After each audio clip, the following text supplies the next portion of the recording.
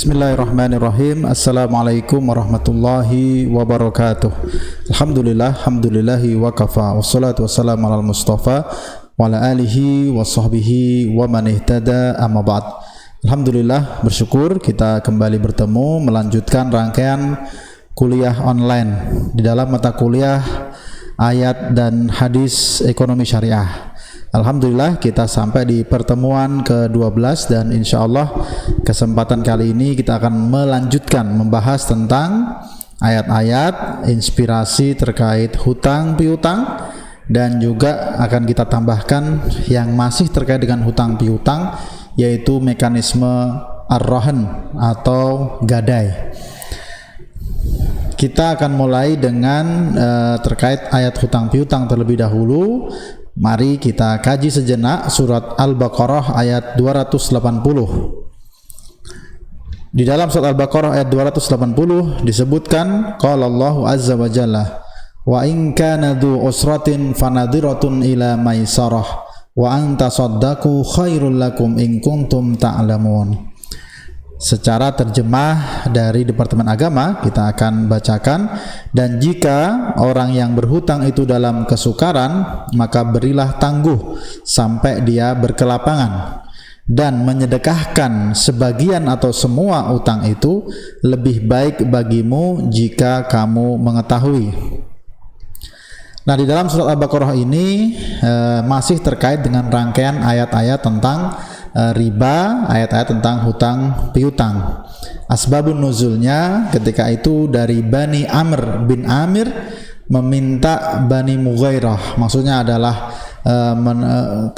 menagih Bani Mughairah, yaitu ketika ada larangan riba mereka ingin menagih, yang ditagih sini adalah pokoknya saja, karena mengabaikan riba artinya apa? Tidak mengambil tambahannya. Tetapi meskipun demikian, Bani Mughirah ternyata dalam kondisi kesulitan.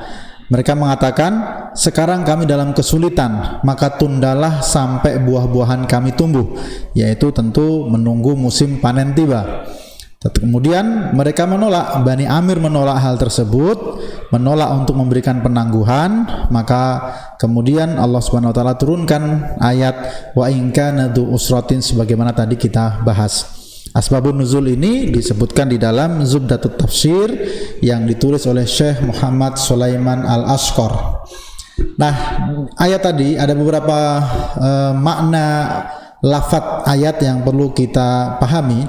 Yang pertama, du usratin, yaitu mereka yang dalam kondisi kesusahan. Dalam hal ini tentu terkait dengan faktor ekonomi, kesempitan di dalam keuangan, kondisi krisis baik secara pribadi maupun secara lokal. Kemudian kalimat fanadhiratun ila maisarah adalah perintah untuk menunggu, memberikan penangguhan, pengakhiran. Misalnya di dalam satu hutang piutang ada namanya batas waktu, kemudian ketika dalam kondisi kesulitan diminta kita memberikan penangguhan atau pengakhiran. Tunggulah sampai mereka yang berhutang itu mendapatkan kelapangan dari Allah Subhanahu wa taala, sampai mereka bisa merecovery keuangan mereka, kemudian dengan demikian dia bisa mengembalikan pokok hutang yang dipinjam. Jadi yang dikembalikan pokoknya, bukan termasuk tambahan ribanya pada waktu itu ya. Kita lihat dari sisi asbabun nuzulnya. Kemudian pilihan berikutnya adalah wa anta saddaku, selain mengakhirkan juga wa anta saddaku. Apa itu tasaddaku? Engkau menyedekahkan kepada mereka yang kesulitan secara ekonomi tersebut. Dengan apa? Dengan mengikhlaskan hutang tersebut, yaitu pemutihan, penghapusan. Atau kalau tidak, ada juga namanya mengikhlaskan sebagian, berarti ada namanya diskon, mengurangi jumlah penagihan. Maka ayat ini sejatinya bisa menginspirasi kita, baik kita secara pribadi maupun ketika kita juga beraktivitas di lembaga keuangan syariah misalnya. Kita lihat apa makna global dari ayat ini menurut Syekh As-Sa'di dalam tafsirnya. Beliau mengatakan, ketika kamu mendapati orang yang berutang kepadamu dalam kesulitan keuangan, maka wajib, jadi satu perintah asalnya menunjukkan wajib untukmu memberikan tenggang waktu sampai ia memiliki kelapangan. Dan ada pilihan lain yang lebih baik, bukan hanya memberikan tenggang waktu, tetapi engkau bersedekah dengan mengikhlaskan piutangmu seluruhnya. Jadi dengan membebaskan dan menghapus piutang tersebut ternyata dihitung dan bernilai sedekah. Untuk apa? Mensucikan harta yang mungkin dahulu pernah terkontaminasi oleh riba, dan juga menyucikan diri sendiri dari pengaruh buruk riba. Jadi secara global ini menunjukkan bahwa ada beberapa pilihan. Ada beberapa pilihan ketika kita sebagai kreditur, kita memberikan piutang baik secara pribadi kita maupun dalam konten lembaga keuangan syariah. Ada beberapa pilihan. Yang pertama jelas, ketika pernah terjadi waktu itu mekanisme pinjam meminjam hutang piutang dengan riba, ketika seorang sudah menyadari, ketika seorang bertaubat, maka tidak akan terzalimi. Dalam arti apa? Yang tambahannya memang tidak boleh karena itu bukan hak, itu sesuatu yang haram, tetapi sisa hutang atau pokok dari hutang itu boleh ditagih. Artinya apa? Ketika waktu itu syariat Islam itu membatalkan riba dan melarang riba yang sudah mengakar pada masyarakat jahiliyah, tetapi tetap saja tidak boleh ada unsur kezaliman. Maka yang dihapuskan adalah ribanya saja. Adapun sisa hutang dari pokok tetap merupakan hak yang dibolehkan untuk ditagih. Ini pesan di dalam ayat ini sebelumnya, berkaitan dengan ayat sebelumnya. Kemudian juga ayat ini juga mengajarkan kita kepada perintah untuk memberikan tangguh dalam penagihan hutang. Khususnya tentu jika yang berhutang dalam kondisi kesulitan keuangan.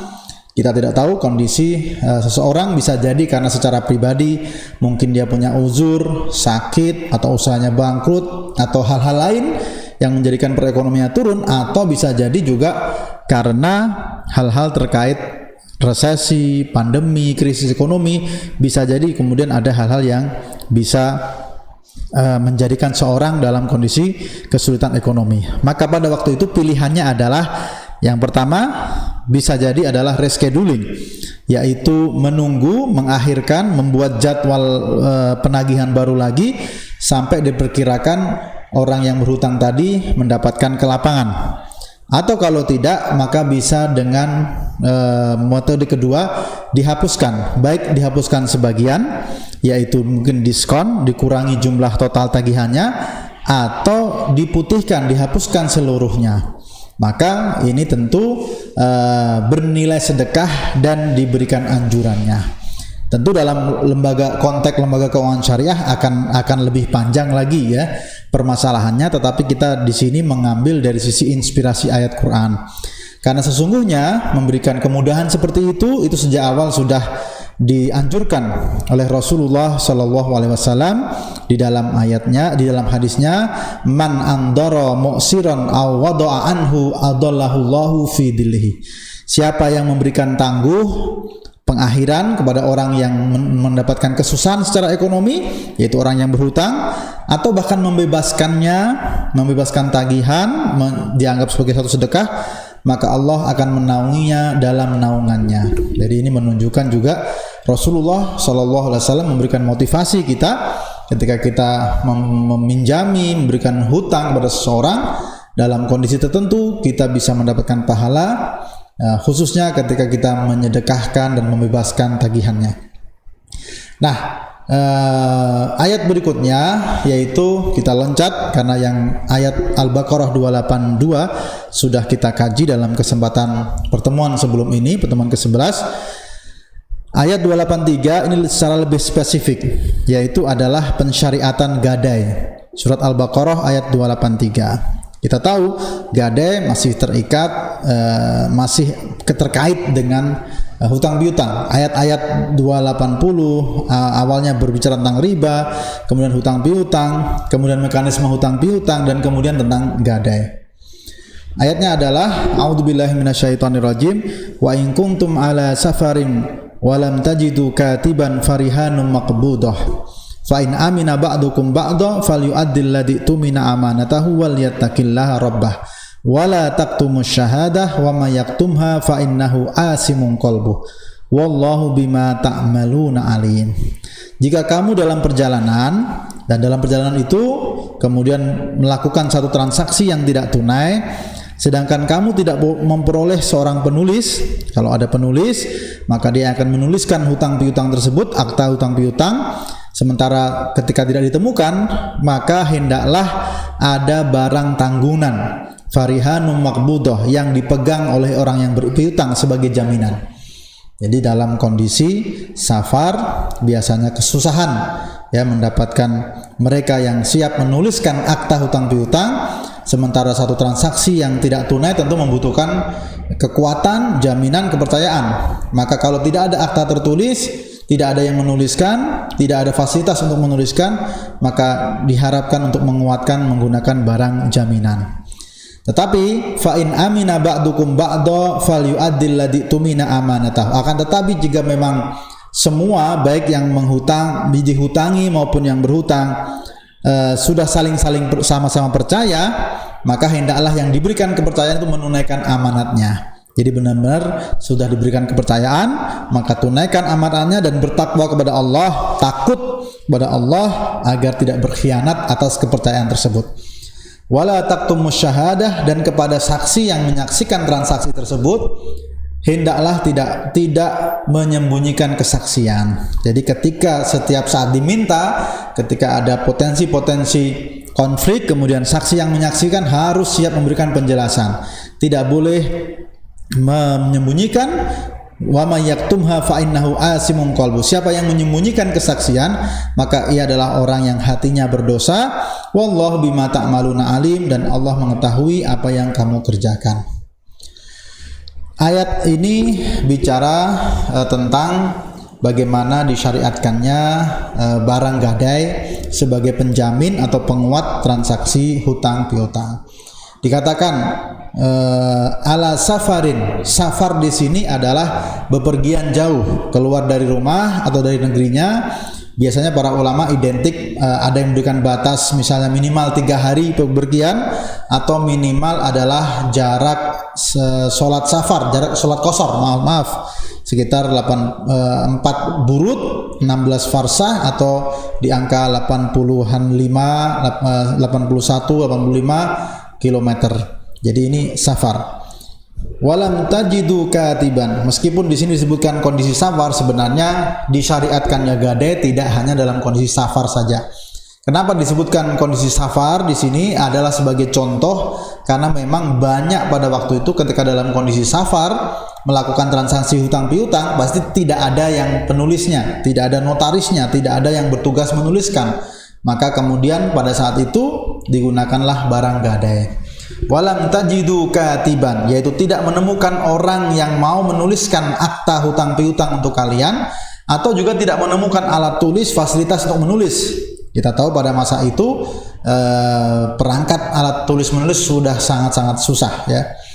Kemudian farihanum maqbudah, kalau ada dalam kondisi seperti itu maka disyariatkan sebagai gantinya pencatatan, sebagai gantinya akta hutang piutang, maka diberikan ganti, yaitu dengan memberikan barang gadai sebagai jaminan kepada yang memberikan hutang.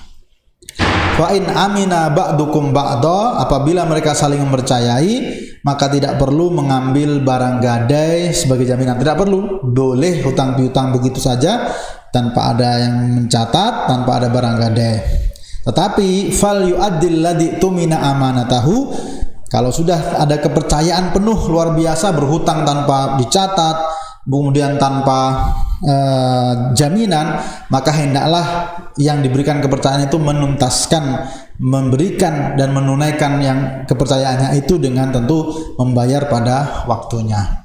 Ini secara makna lafadznya. Nah, secara penjelasan makna global di dalam tafsir Al-Mukhtasar ya, dikatakan, hai orang-orang yang berhutang piutang, jika kalian sedang bersafar dan tidak menemui orang yang dapat menuliskan akad hutang piutang. Jadi ini ya, dalam kondisi safar, maka hendaklah orang yang berhutang memberikan barang jaminan kepada orang yang memberi hutang, agar orang yang berhutang mau membayar hutangnya. Karena sebagai jaminan, sebagai penguat, agar yang berhutang kemudian mau membayar hutangnya untuk menebus barang jaminan tersebut. Tetapi jika kalian saling percaya, maka tidak mengapa untuk tidak menulis hutang dan juga tidak memberikan barang jaminan. Tetapi orang yang berhutang harus wajib membayar hutangnya, dan hendaklah ia merasa diawasi oleh Allah Subhanahu wa taala dan tidak mengkhianati amanah tersebut. Sementara itu bagi para saksi yang menyaksikan transaksi tersebut, janganlah kalian menyembunyikan persaksian. Menyembunyikan ya tentu tidak mau bersaksi atau bersaksi dengan keterangan yang tidak secara nyata. Barang siapa yang menyembunyikan, maka baginya dosa dan hukuman. Allah Maha mengetahui segala yang kalian lakukan. Nah, teman-teman sekalian para mahasiswa, di sini kita bisa melihat bagaimana pelajaran dari tafsir ayat ini dan bisa kita lakukan inspirasinya dalam kegiatan kita sehari-hari, apalagi ketika kita sudah bekerja di lembaga keuangan syariah, maka pasti ada juga yang namanya jaminan atas pembiayaan. Nah, inspirasinya dari ayat ini. Nanti secara teknisnya tentu kita perlu menelaah fatwa-fatwa di SNMUI terkait Ar-Rahn itu sendiri. Tapi di sini dalam konteks kita mengambil inspirasi dari ayat dan hadis. Pertama, dibolehkan ya, disyariatkan boleh mengambil jaminan barang gadai. Walaupun ayat ini menyebutkan dalam kondisi safar, maka sesungguhnya kebolehan ini tidak hanya dalam kondisi safar saja. Ketika kita mukim, ketika kita melakukan transaksi hutang piutang dalam kondisi mukim bukan safar, tetap saja dibolehkan berdasarkan dalam hadis Rasulullah SAW juga melakukan transaksi gadai ini hutang piutang dalam kondisi mukim di Madinah. Jadi boleh untuk baik ketika safar maupun tidak. Fungsinya apa? Untuk memperkuat sebagai jaminan dari satu transaksi hutang piutang. Kemudian bolehnya juga dibolehkan tidak mengambil gadai apabila kedua belah pihak sudah merasa aman dan saling percaya akan pembayaran hutang, tidak merasa takut, tidak merasa khawatir bahwa pengutang akan mengingkari janjinya. Jadi boleh kalau memang sudah sama-sama percaya, sudah mempunyai kepercayaan, sudah mempunyai kedekatan dan menganggap tidak perlu ditulis, tidak perlu ada barang jaminan, maka sebenarnya boleh saja. Kemudian bagi para saksi dikatakan di sini haramnya menyembunyikan persaksian atau bersaksi palsu, karena hal itu merupakan dosa besar sebagaimana disebutkan dalam hadis. Saksi palsu dalam banyak hal dosa besar, termasuk di dalam kesaksian atas sebuah transaksi. Misalnya sudah tidak ada pencatatan, tidak ada bukti hutang piutang, tidak ada barang gadai, yang ada adalah saksi. Maka saksi memainkan peranan penting. Dia tidak boleh menolak memberikan keterangan. Jadi misalnya bahwa si A itu berhutang kepada si B 100 juta, maka si C ini sebagai saksi yang menyaksikan urutan peristiwa tersebut harus menyampaikan dengan detail dan tepat sesuai apa yang dia pahami dan dia ketahui. Tidak boleh mengurangi, tidak boleh mengurangi, melebih-lebihkan, karena itu menjadi sesuatu yang akan membawa keburukan. Dan tidak boleh seorang saksi menyembunyikan kesaksiannya. Kemudian pelajaran lain adalah dalam satu transaksi hutang piutang, jika terjadi perselisihan tentang barang yang digadaikan, misalnya tentang jumlah atau ukurannya, berapa yang digadaikan, ya, jumlah dan ukurannya, maka yang menjadi perkataan atau menjadi dasar untuk sesuatu yang dijadikan standar adalah orang yang memegang rahan, yaitu orang yang berpiutang, al-murtahin, orang yang memberikan hutang atau orang yang berpiutang. Jadi dia yang mengetahui karena dialah yang membawa barang gadai tersebut. Nah, setelah dua ayat ini, teman-teman sekalian, kita akan lanjutkan dalam bahasan berikutnya tentang bagaimana sih pemanfaatan barang gadai. Bahasan tentang barang gadai itu pasti mau tidak mau biasanya membahas tentang pemanfaatan barang gadai. Walaupun ini bahasan yang kental fikih ya, tetapi kita melihat dari sisi hadisnya. Dan kita tahu ya bisa jadi ada orang dia berhutang, taruhlah seorang berhutang kepada temannya misalnya 5 juta, kemudian sebagai jaminan diberikan laptop temannya tadi. Maka pertanyaannya, bolehkah yang menghutangkan ini kemudian memainkan laptop tersebut, memanfaatkan laptop tersebut? Atau begitu pula ketika jaminannya adalah motor, bolehkah menggunakan motor tersebut, memanfaatkan motor tersebut? Nah, itu juga bagian jadi bahasan fikih yang akan kita kaji sedikit dari sisi inspirasi hadisnya. Hadisnya dari Abi Hurairah, Rasulullah sallallahu alaihi wasallam bersabda, "Ad-dhahru yurkabu binafaqatihi idza kana marhunan. Wa labanu darri yusrabu binafaqatihi idza kana marhunan. Wa 'alal ladzi yarkabu wa yasrabu an-nafaqah." Jadi tunggangan kendaraan yang digadaikan itu boleh dinaiki dengan syarat menanggung biayanya. Jadi mungkin ada biaya perawatannya, ya, makanan, minuman. Dan binatang ternak yang digadaikan juga boleh diperah susunya, lagi-lagi dengan syarat menanggung biayanya. Maka bagi yang menggunakan kendaraan dan memerah susu, wajib menyediakan biaya perawatan dan pemeliharaan. Hadis riwayat Muslim dan ada juga dalam riwayat Abu Daud. Hadis ini ya menunjukkan bahwa ada hal-hal yang memang perlu kita jaga di dalam etika memanfaatkan barang gadai. Karena apa? Kalau tidak, ternyata bisa jadi ada jebakan ke riba. Seperti apa jebakannya? Kita lihat misalnya, pada dasarnya tujuan dari gadai itu kan sebenarnya hanya untuk menguatkan satu transaksi hutang piutang. Jadi bisa ada gadai, bisa tidak. Ketika ada, dengan harapan bahwa orang yang menghutangi itu lebih tenang, karena akan lebih percaya, karena dia memegang barang gadai dari yang meminjam uangnya. Maka lebih ke arah penguatan dan jaminan kepercayaan. Sehingga sebenarnya akad rahan gadai ini tidak sama sekali ada peluang atau keinginan untuk mencari keuntungan, karena dia sudah mencukupkan dengan adanya barang gadai ini. Dia merasa tenang, dia percaya ketika dia memberikan piutang kepada orang lain. Karena itulah kalau kemudian pembahasan gadai ini selalu bagaimana bahwa barang gadainya bisa dimanfaatkan, maka itu nanti bisa akan memunculkan opsi-opsi yang mengarah ke riba. Sebagaimana di dalam satu kaidah ya, dikatakan bahwa setiap qard yang ada unsur kemanfaatan, membawa kemanfaatan, maka bisa akan jatuh pada sisi ribanya. Jadi bisa jadi ketika seorang berhutang kepada temannya 5 juta, kemudian memberikan jaminan satu motor atau satu laptop, nah laptopnya dipakai oleh orang yang menghutangkan. Dengan laptop itu orang yang menghutangi mendapatkan banyak sekali manfaat secara ekonomi, maka sejatinya dia meminjamkan dan mendapatkan kemanfaatan atas pinjaman tersebut, yang ini bisa masuk jatuh dalam delik ribawi yang harus kita hati-hati, ya. Kemudian barang gadai, nah ini supaya kita ingatkan ya, bahwa ada namanya ar-rahan, itu barang gadainya. Kalau disebut dengan rahin, itu adalah orang yang berhutang yang kemudian menggadaikan asetnya. Ada namanya murtahin. Al-murtahin adalah orang yang berpiutang. Dia adalah kreditur, dia adalah orang yang memberikan pinjaman, dan orang yang menerima barang gadai sebagai jaminan.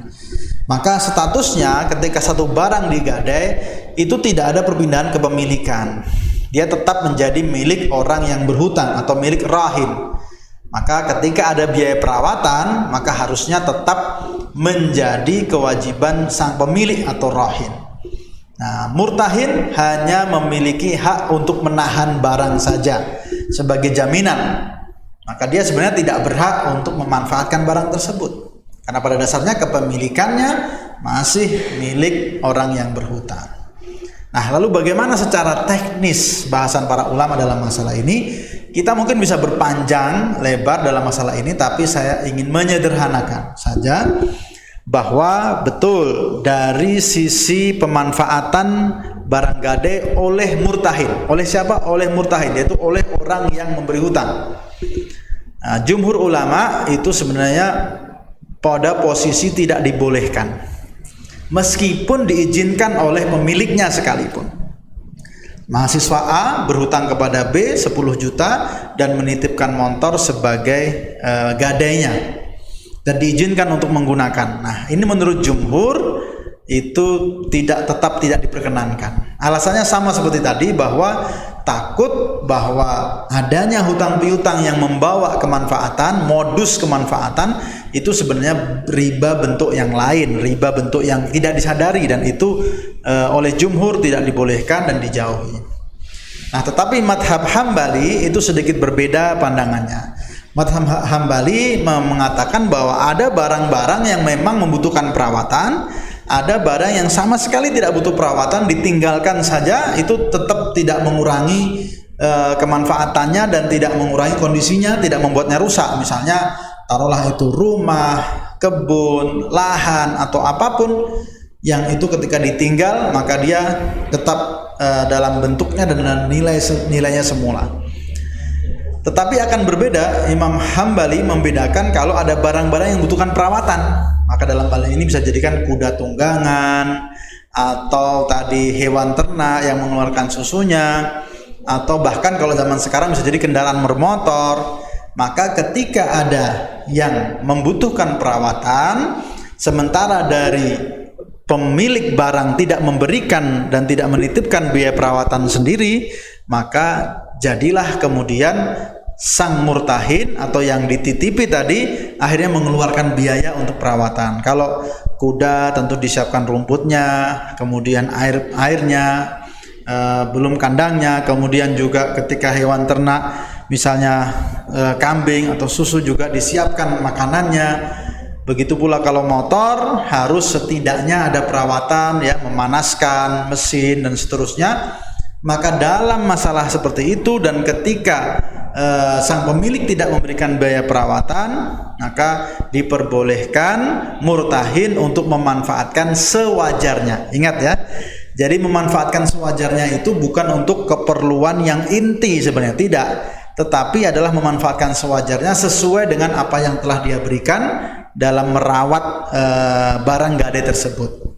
Jadi dia sudah mengeluarkan air, mengeluarkan tenaga untuk makanan misalnya, maka ini dibolehkan dia menggunakan, mungkin ditunggangi, mungkin diperah susunya. Kalau motor berarti untuk dibawa, tetapi sekali lagi bukan dalam konteks pemanfaatan untuk komersil sekaligus pemanfaatan yang berulang tanpa kebutuhan.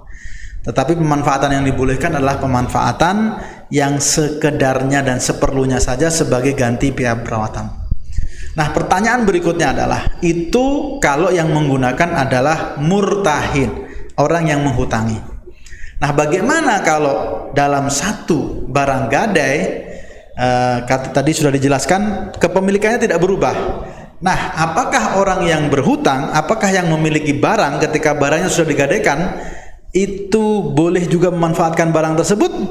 Nah, ini adalah satu pertanyaan yang layak untuk didiskusikan.